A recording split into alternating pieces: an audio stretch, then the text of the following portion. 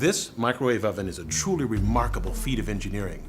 The rapid heating that makes microwaves popular is made possible by power provided from this vacuum tube.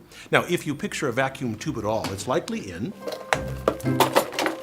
a radio like this. Inevitably, tiny transistors and microchips replace clunky vacuum tubes, but it's too soon to relegate them to the museum. Microchips can't easily replace tubes for producing power, for example, in heating food. Now, a microwave contains three main components. A vacuum tube called a magnetron. It generates the energy that heats food. A waveguide hidden in the wall to direct that energy to the food, and a chamber to hold the food and safely contain the microwave radiation.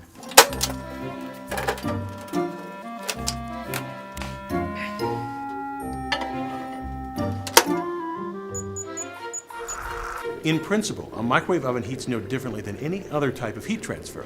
At a molecular level, heat is a transfer of energy that results in increased motion of the molecules in a substance. Since we aren't quantum-sized, we observe this increase in motion as a rise in temperature. In a traditional oven or stove, we heat food by placing a pan on a burner or in the oven where the walls radiate heat, which cooks the outside of the food. The insides cook when heat transfers from the surface of the food to its interior. In contrast, energy from the magnetron penetrates into the food, which means the whole mass of the food can be cooked simultaneously. How does it do this?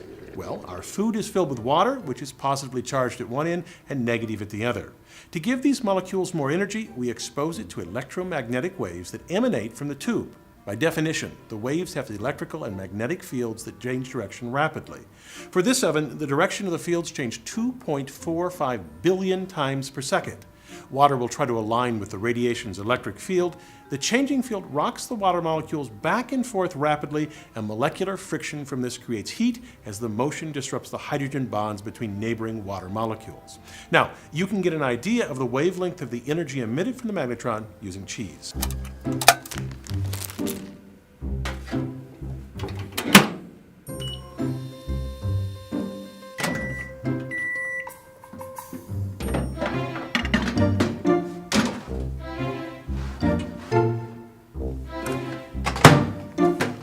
Now, you can see on here sections where the cheese is completely melted and other sections where it's completely unheated.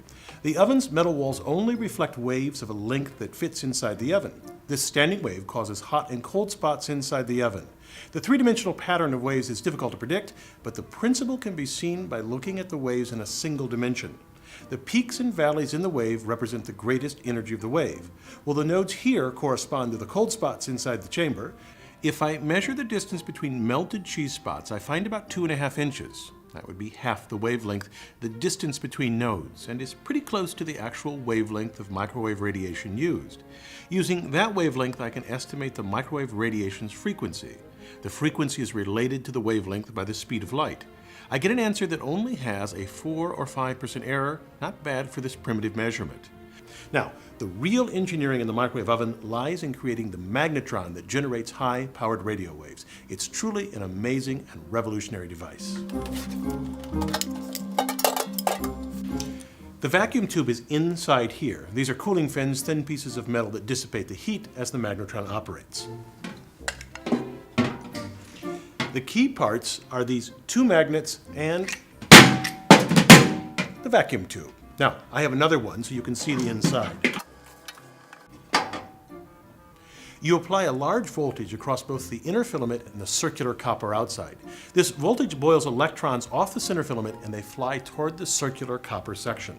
The filament is made from tungsten and thorium. Tungsten because it can withstand high temperatures, and thorium because it's a good source of electrons. The magnets bend these electrons so that they swing back toward the center filament. We adjust the magnetic strength so that the now orbiting electrons just brush past the opening of these cavities. Like blowing over a half-filled pop bottle to make it whistle, this creates an oscillating wave, the microwave radiation that heats food.